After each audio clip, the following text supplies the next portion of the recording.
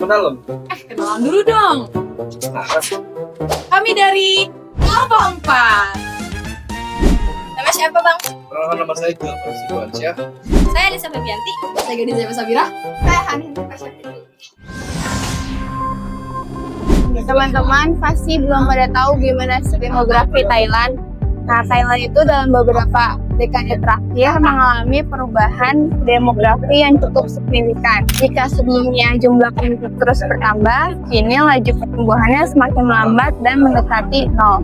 Perubahan ini menjadi salah satu tanda bergesernya kondisi kependudukan Thailand. Perubahan tersebut juga terlihat pada struktur umur penduduk Thailand. Jika kita melihat piramida penduduk tahun 2025, kelompok usia produktif masih mendominasi populasi, terutama pada usia 40 hingga 59 tahun.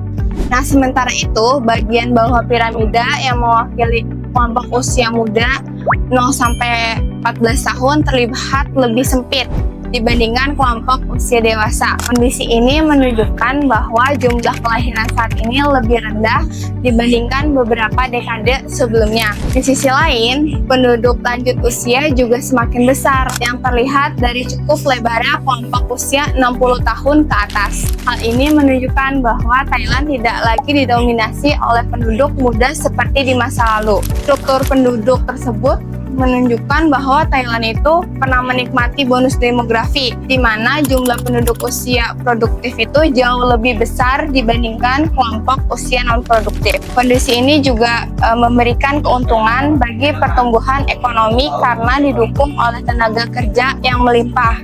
Namun, seiring berjalannya waktu, jumlah penduduk usia muda itu terus menurun, sementara kelompok usia produktif itu secara perlahan memasuki usia lanjut. Coba deh bayangin, gimana jadinya kalau suatu negara punya semakin banyak lansia, tapi bayi yang lahir bisa semakin sedikit?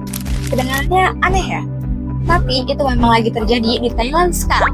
Kalau biasanya negara khawatir karena penduduknya terlalu banyak, Thailand menghadapi masalah sebaliknya. Jumlah bayi yang lahir terus menurun dari tahun ke tahun. Menurut kalian, kenapa bisa begitu? Salah satu alasannya karena biaya hidup makin tinggi. Banyak anak muda memilih menikah lebih lama, fokus ke pendidikan atau karir, dan akhirnya memutuskan untuk punya anak lebih sedikit. Di sisi lain, kesehatan masyarakat di Thailand juga semakin baik. Orang-orang hidup lebih lama, yang berarti jumlah lansia terus bertambah. Nah, ini sebenarnya kabar baik kan? Tapi kalau generasi muda semakin sedikit, siapa yang nantinya akan menjadi tenaga kerja dan menggerakkan perekonomian? Kalau kita ngomongin kondisi penduduk Thailand, pertanyaannya bukan cuma datanya berapa, tapi juga datanya datang dari mana. Soalnya, kalau sumber datanya berbeda, hasil yang kita lihat juga bisa berbeda kan? Nah, sebagian besar informasi yang kita gunakan berasal dari sensus penduduk Thailand, lalu dilengkapi dengan data dari World Bank dan PBB. Jadi, datanya cukup kredibel dan memang sering dipakai dalam penelitian internasional. Tapi, apakah data ini benar-benar bisa menggambarkan kondisi semua masyarakat di Thailand? Jawabannya belum tentu. Kenapa? Karena setiap wilayah punya tantangan dan kondisi yang berbeda. Karena sensus hanya dilakukan dalam periode tertentu, perubahan yang terjadi di lapangan bisa saja bergerak lebih cepat daripada data yang tersedia. Jadi, data ini membantu kita memahami gambaran besarnya, tetapi tetap perlu dilihat bersama kondisi nyata di masyarakat. Nah, kalau kita lihat angka nasional Thailand, semuanya memang terlihat cukup baik. Tapi, coba bayangin, apakah tinggal di pusat kota seperti Bangkok dan tinggal di daerah pedesaan memberikan pengalaman hidup yang sama? Jawabannya belum tentu sama.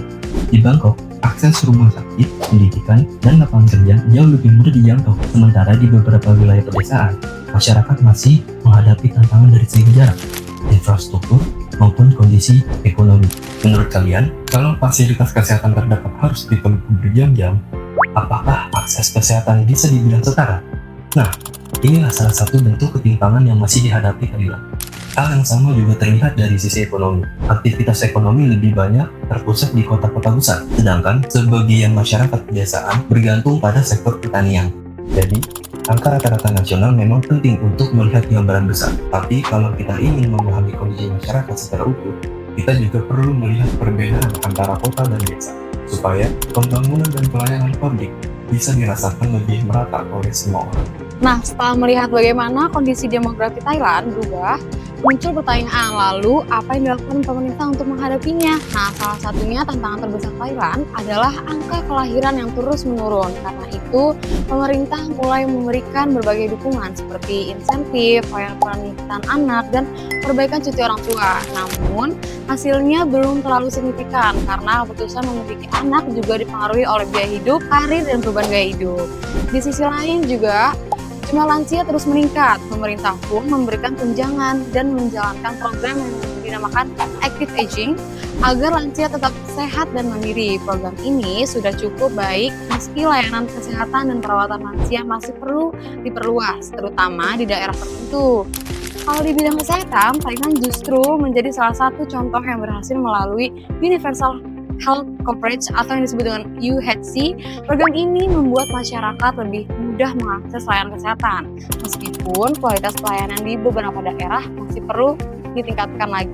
Jadi, kedepannya Thailand perlu memperkuat kebijakan yang ramah keluarga, meningkatkan pelayanan bagi lansia, dan memastikan layanan kesehatan yang berkualitas dapat dirasakan secara merata. Dengan begitu, Thailand akan lebih siap menghadapi perubahan struktur penduduk di masa depan nanti.